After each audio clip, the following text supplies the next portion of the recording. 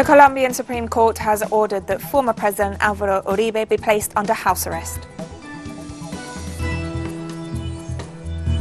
Two major explosions have shaken the Lebanese capital Beirut, with over 40 reported dead and 3,000 wounded.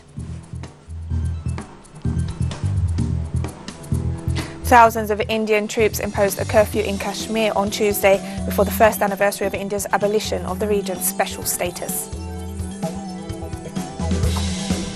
From the headquarters of Telesur English in Havana, Cuba, this is From the South. I'm Katrina Goss. The Colombian Supreme Court has ordered that former President Alvaro Uribe be placed under house arrest as a preventative measure for alleged bribery and procedural fraud. The ongoing case against Uribe is one of the most important of recent years in Colombia. More than 7,000 testimonies have been analysed as part of the process. The ruling must be notified immediately and comes into effect this Tuesday. The Uribe case will be discussed again next Thursday, although the judges could call another extraordinary meeting. The former president allegedly tried to manipulate the testimony of Juan Guillermo Monsalve, who was the founder of a paramilitary group called Bloque Metro.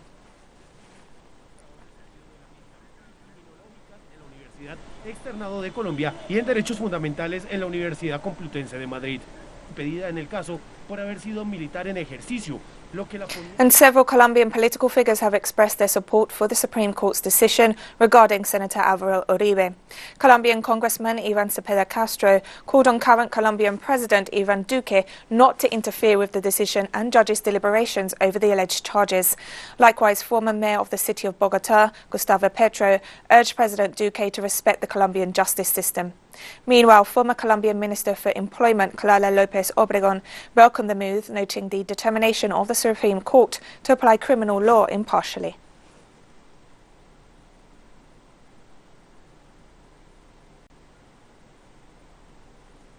In Bolivia, tensions are growing on the second day of a general strike called to reject the postponement of the elections, with mobilisations and roadblocks reported in different regions of the country. Further acts of police repression of protesters have been reported. A camp was set up close to the Supreme Electoral Tribunal in La Paz, where several young people began a hunger strike to call for the general elections to be held on the previously agreed date of September 6. The protest was abruptly dismantled by police forces and several demonstrators were arrested. Likewise, in the town of Santa Rosa de Roca, one of the many road barricades set up nationwide was violently removed by security forces, with reports that some protesters were wounded.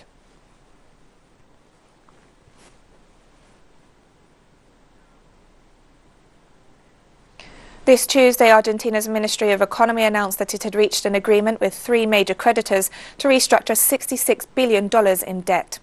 Argentina's formal offer, submitted to the U.S. Securities and Exchange Commission, contemplates the payment of $53 for every $100 of debt, improving payment terms. The government said that the deal will allow members of the creditor groups and other bondholders to support Argentina's debt restructuring proposal and grant significant debt relief. President Alberto Fernandez noted on his Twitter account that the country had secured a solution to tackle its impossible debt obligations in the midst of the economic crisis and the COVID-19 pandemic.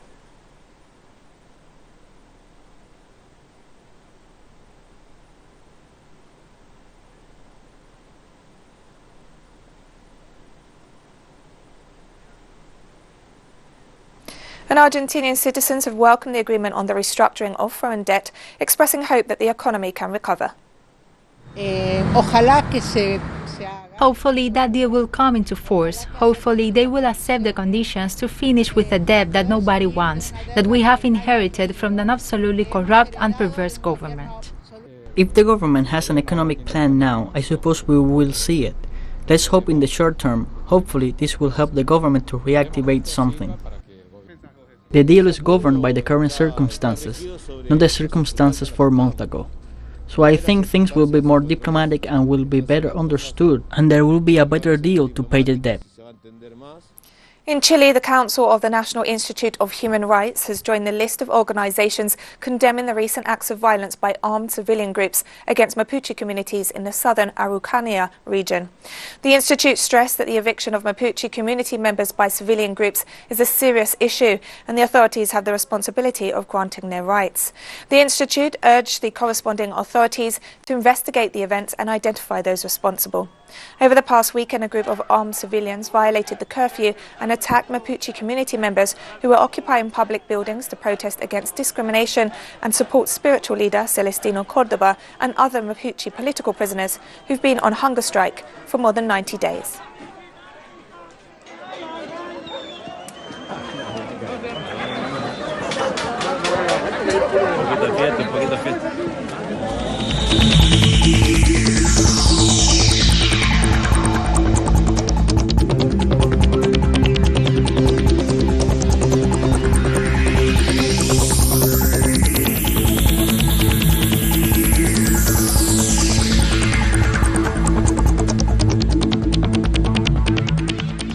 According to the latest report from Johns Hopkins University, the Latin American and Caribbean region has now confirmed over 5.2 million COVID-19 cases.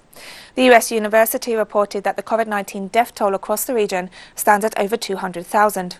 Brazil is the hardest hit nation with more than 2.75 million cases confirmed and over 95,000 deaths. Mexico places second with over 443,000 cases and more than 48,000 fatalities.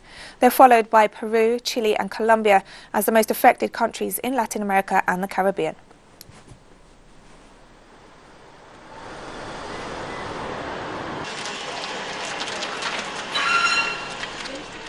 The Ministry of Public Health of the Dominican Republic has now reported a total of over 74,000 coronavirus cases, making it the hardest hit nation in the Caribbean. According to Health Minister Rafael Sanchez, of this total, 6,260 patients are currently isolated in hospitals. Meanwhile, more than 38,000 recoveries from COVID-19 have been reported. The death toll stands at over 1,200. The cases have mainly been registered in the Distrito Nacional, Santo Domingo and Santiago.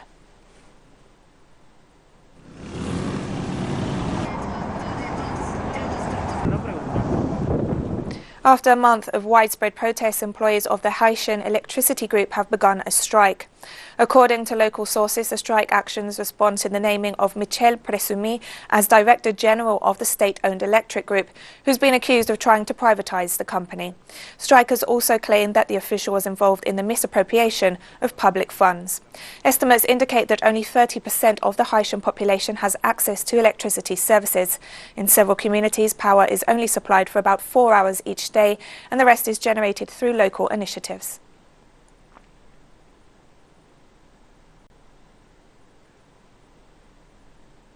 On Tuesday, Costa Rica received its first commercial flight since closing its borders 5 months ago. The flight from Spain was carrying more than 200 passengers. After 5 months, the first commercial flight has arrived with tourists to Costa Rica. It is an important milestone. This marks the beginning of a gradual recovery process for the Costa Rican tourism industry, which has a multiplying effect on all sectors of the Costa Rican economy. We all worked in the same direction to ensure that the flight arrived with all the safety and prevention conditions and protocols that are undoubtedly part of our new reality.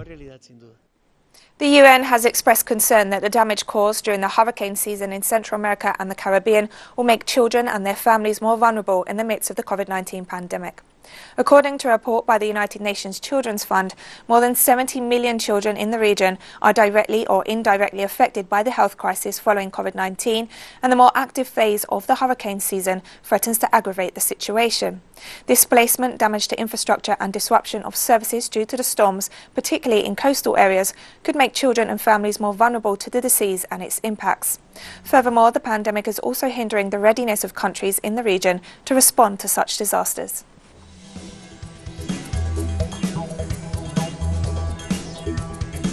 And we'll be right back after this short break, so don't go away.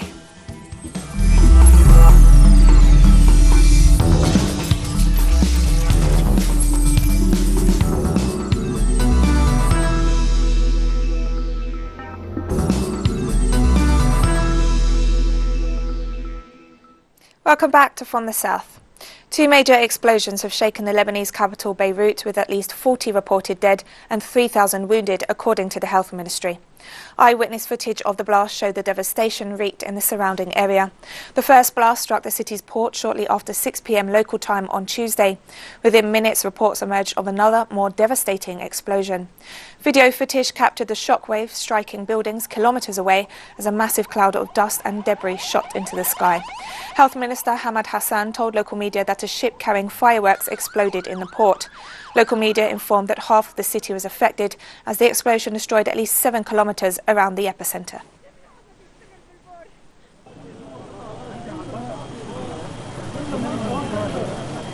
And Lebanese Prime Minister Hassan Diab stressed that those responsible for the massive blasts in Beirut would be held to account. It will not pass without accountability. Those responsible for this catastrophe will pay the price. This is a promise to the martyrs and the injured. This is a national commitment. China has accused the United States of outright bullying over the popular video app TikTok after President Donald Trump ramped up pressure for the app to be sold to a U.S. company. For some time now, the US, without providing any evidence, has been using an abused concept of national security, has been abusing its state power and has been unjustifiably suppressing certain non-US companies. This goes against the principles of the market economy and the WTO's principles of openness, transparency and non-discrimination. It's outright bullying. China is firmly opposed to this. And the Chinese Foreign Ministry spokesperson also made reference to European Union statements regarding elections in Hong Kong. I want to stress that Hong Kong is a special administrative region of China. The election of the Legislative Council of the Hong Kong Special Administrative Region is a local election in China and is purely an internal matter of Hong Kong. No foreign government, organization or individual has the right or any reason to intervene. Millions of people in the Philippines were ordered to stay home on Tuesday as the number of coronavirus infections continues to soar. Authorities in the Philippines have reimposed economically painful restrictions on travel and businesses. More than 27 million people on the main island of Luzon, including the capital Manila, were placed back under a partial lockdown from Tuesday. People have been told to stay home unless they need to go out to buy essential goods for exercise or to work. Many have found themselves stranded in Manila and unable to get back to their hometowns after public transport and domestic flights were halted due to the new measures.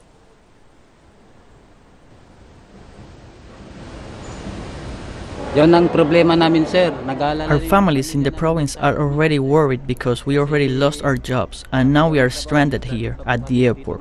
So we will just stay here inside until our flight resumes.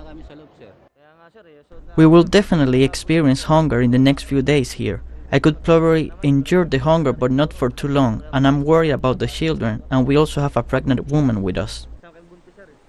Tropical storm Isaias hit the U.S. state of Virginia with strong winds and heavy rain on Tuesday after making landfall as a hurricane near Ocean Isle Beach in North Carolina.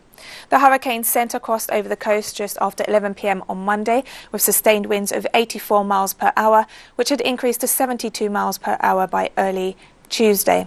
Forecasters have warned that tornadoes are possible.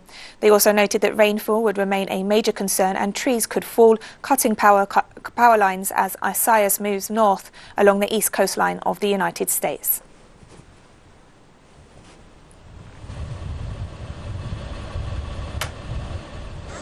The ongoing protest against systemic racism and police brutality in the U.S. city of Portland in the western state of Oregon was declared unlawful assembly on Monday night as protesters clashed with police. Officers could be seen taking at least one handcuffed person into custody, and tear gas was used to disperse protesters. The demonstrations had been notably smaller and more peaceful for the past few nights as state forces replaced federal officers previously deployed to Portland by President Donald Trump and blamed for an escalation of clashes and repression.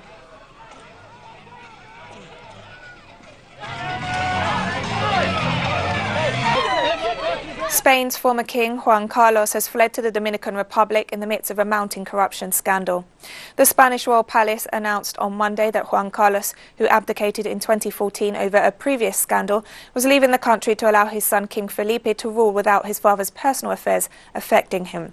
Spanish newspapers reported that Juan Carlos left the royal palace on Sunday before travelling to Portugal by car and flying from there to the Dominican Republic. His lawyer has claimed the former king is not seeking to escape prosecution.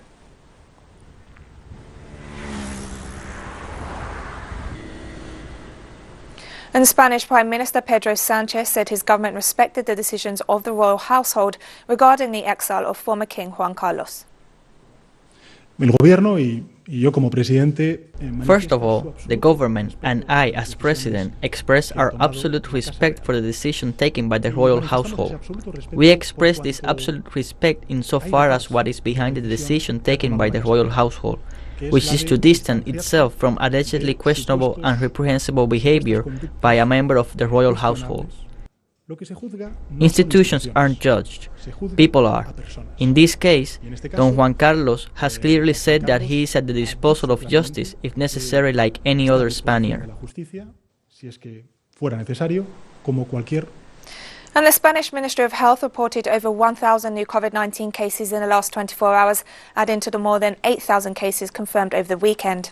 Spain has also reported 34 COVID-19 deaths in the last 7 days. The autonomous community of Aragon currently has the worst situation, with 237 new cases reported over 24 hours, followed by Madrid and Catalonia with 67 and 54 new cases respectively. According to Spanish health authorities, there are currently over 560 active outbreaks of the novel coronavirus across the country.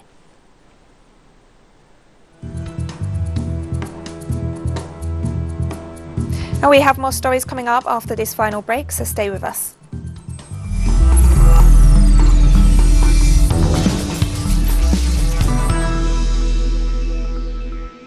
Welcome back to From the South. Thousands of Indian troops imposed a curfew with razor wire and steel barricades in Kashmir on Tuesday before the first anniversary of India's abolition of the region's special status. Prime Minister Narendra Modi stripped the region of its autonomy on August 5, 2019, promising peace and prosperity after 3 decades of violence that saw tens of thousands of people killed in an anti-India uprising.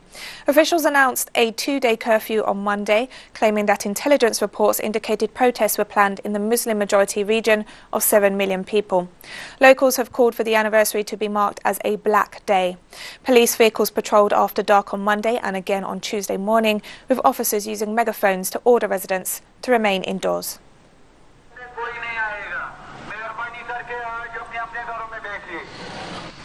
Meanwhile, India's health ministry announced on Monday that the country's total COVID-19 cases have surpassed 1.8 million.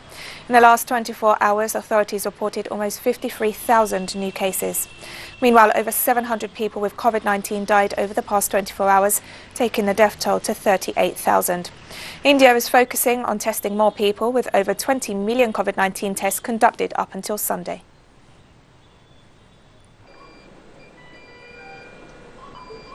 This Tuesday, Iran confirmed over 2,700 new COVID-19 infections, representing the highest number in just 1 day for over a month.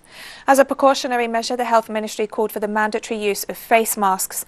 The number of COVID-19 deaths and infections has increased in the Islamic Republic, prompting the reimposition of restrictions that were lifted gradually since April to reopen the economy.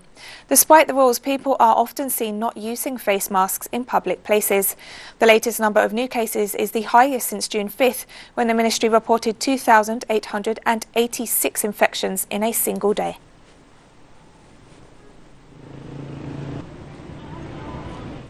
In the Democratic Republic of the Congo, the rise of the dollar against the Congolese franc is causing prices to soar, hitting consumers' purchasing power.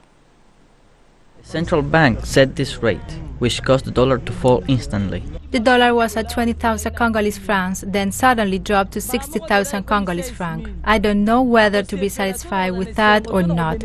It's beyond us. Quite frankly, the government should have first considered lowering the price of products on the market instead of lowering the dollar directly. That is what concerns us right now. The pandemic has seriously affected the economies of countries that have trade relations with the Democratic Republic of the Congo.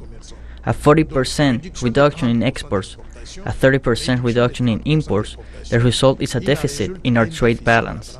In other words, our country earns less foreign currency than it did before the pandemic.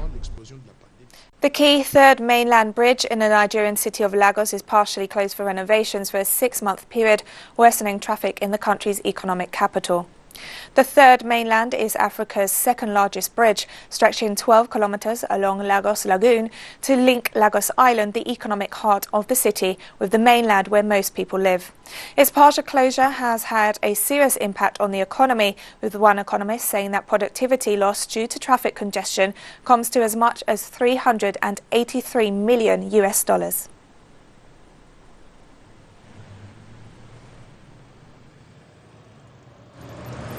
They are charging us because of the inconvenience of the closure of the bridge and because of the traffic. Because the drivers feel they'll be in traffic for a while, longer than the usual time they're supposed to be in traffic or they're supposed to apply that route. And we've come to the end of this news brief, but you can find these and many other stories on our website at telesurenglish.net. You can also join us on social media, Facebook, Twitter and Instagram.